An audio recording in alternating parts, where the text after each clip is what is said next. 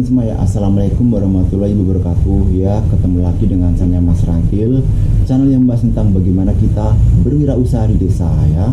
Khususnya adalah usaha ATK, usaha fotokopi, usaha jualan pulsa, usaha agen mandiri, dan usaha-usaha lain yang bisa kita lakukan di pedesaan. Oke. Nah, mungkin sudah lama ya saya tidak memberikan tutorial ya kepada teman-teman semua ya. Mungkin kemana saya jarang aktif di YouTube. Nah, mulai sekarang saya akan mulai aktif lagi di YouTube untuk memberikan berbagi pengalaman kepada teman-teman semua sesama wirausaha di desa tentunya. Oke. Nah, di video kali ini saya akan mencoba menjawab pertanyaan dari salah satu subscriber yang menanyakan tentang agen mandiri ya. Saya akan lihat dulu pertanyaannya. Nah, ini pertanyaan adalah dari Arsenio Sandi ya.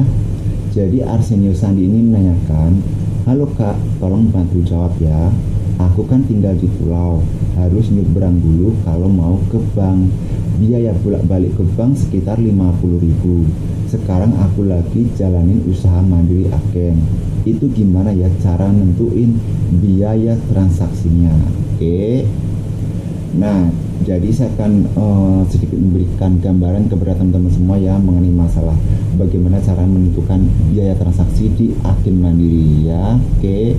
Jadi sebelum kita menentukan biaya transaksinya, kita harus tahu dulu teman-teman ya jenis-jenis transaksinya. Oke. Karena setiap transaksi itu memiliki biaya yang berbeda-beda ya. Jadi kita harus tahu jenis transaksinya.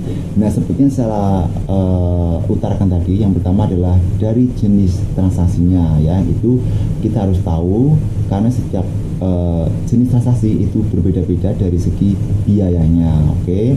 Nah, kalau untuk biaya tarik tunai ya, tarik tunai, nah kita harus tahu tarik tunai itu adalah konsumen yang menarik duit dari rekening dia sendiri tentunya. Jadi kalau penarikan itu yang terpotong atau yang kena biaya adalah ATM penarik ya.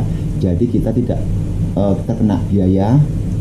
Maka dari itu untuk penarikan itu kita bebankan cukup 5.000 saja setiap transaksi. Yang besar kecilnya itu kalau saya sendiri ya, itu kalau di bawah 2 juta itu 5.000 rupiah. Kalau di atas 2 juta sampai 4 juta itu 10.000 rupiah. Dan kemudian begitu terus seterusnya ya. Tetapi ada juga agen mandiri lainnya itu yang menentukan kalau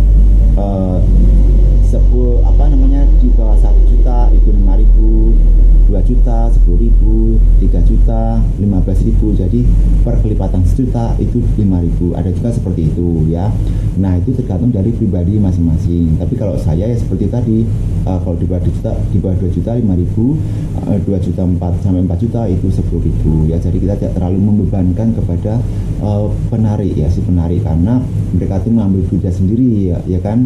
Jadi kalau kita terlalu menekan biaya ataupun terlalu besar biaya kita bebankan kepada mereka kan nggak enak juga teman-teman ya. Oke, jadi kita biarlah untung sedikit, yang penting lancar. Oke, karena kita nggak terkena biaya potong ATM, kita tidak terkena potongan ya, karena yang dipakai adalah ATM si penarik. Jadi kita mendapatkan keuntungan 5.000 itu bersih teman-teman ya, belum keuntungan yang kita dapat dari penarikan di sistemnya ya. Jadi kalau ada orang narik itu di sistemnya di agen mandiri kita juga dapat ya. Kemarin sudah saya share berapa itu dapatnya ya. Oke. Dan kemudian dari segi manual ya, yang kita tarik langsung dari konsumen yaitu 5.000 rupiah tadi, itu adalah keuntungan bersih kita ya, ditambah keuntungan yang kita dapat atau fee kita dari bank mandirinya. Oke, itu dari segi tarik tunai ya. Kemudian kalau dari segi transfer itu ada 2 jenis ya. Ada transfer sesama bank mandiri dan ada transfer dengan beda bank mandiri atau ke bank lain ya teman ya. Nah, kalau transfer ke sesama bank mandiri itu biayanya lebih murah karena potongan kita di bank mandirinya juga murah teman-teman ya, ataupun kecil ataupun tidak terkena biaya. Oke, karena kita transfernya sesama bank mandiri, maka dari itu kita bebankan untuk si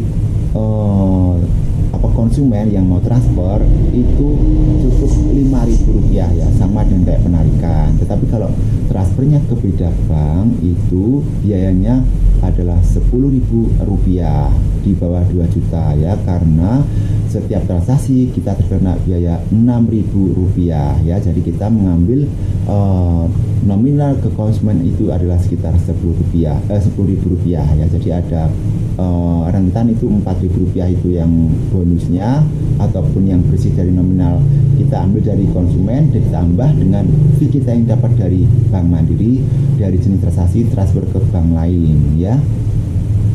Itu dari segi transfer. Lalu bagaimana kalau transfernya itu memakai ATM dia sendiri ya? Kalau memakai ATM dia sendiri itu tergantung dari kebijaksanaan pemilik agen mandiri ya. Ada yang menggratiskan, ada juga yang menarik Rp5.000 karena itu untuk biaya mesinnya, atau mesinnya itu pakai kalau ada juga yang membiayai ya, ataupun atau yang mengenakan biaya kepada konsumen ya, karena ini juga mesinnya itu susah ya mendapatnya ya. Wajar kalau ada orang transfer pakai ATM sendiri ya, kita masih tetap yang bebankan biaya Rp5.000. Tapi ada juga yang menggratiskan ya, itu tergantung dari pribadi masing-masing pemilik agen mandiri. Oke, itu dari segi transfer. Kemudian kalau dari segi pembayaran yang lain-lainnya ya, seperti bayar BPJS, bayar wifi, ataupun bayar listrik, itu juga beda teman ya. Kalau BPJS itu saya kenakan Rp3.000 ya, karena BPJS itu kan kesehatan dan itu biasanya khusus untuk orang-orang yang kurang mampu, ataupun untuk bayar kesehatan gratis, ataupun karena biayanya juga kecil ya, paling nggak cuma Rp1.000 kita dapat dikenakan biaya ya, jadi wajar kita cukup menarik Rp3.000. Oke. Kemudian kalau untuk pembayaran seperti Shopee itu saya kenakan Rp5.000 karena itu udah umum di sini ya. Kemudian untuk pembayaran listrik, kalau pulsa ya, kalau pulsa itu kan kalau yang 20 saya jual Rp25.000 ya, jadi ada keuntungan sekitar 2.500. Oke. Kemudian untuk bayar listrik itu harus kita bayar sesuai dengan yang keluar di setruk sini tentunya, karena biaya untuk listrik yang manual itu sudah tertera di sini ya. Jadi berapa kena listriknya itu konsumen ditambah beban biayanya 3.500 dan kemudian ditotalkan itu muncul di sini teman-teman ya. Jadi kita bayarnya ya sesuai dengan yang tertera di struknya ya.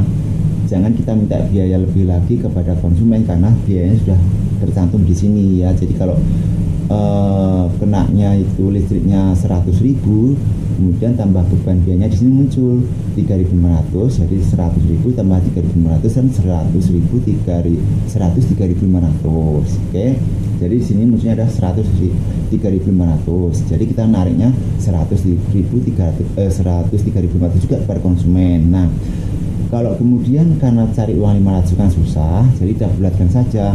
Jadi 103.500 kita bulatkan menjadi 104.000 ya. Jadi seperti itu ya caranya kita menentukan biaya transaksi kepada konsumen kita.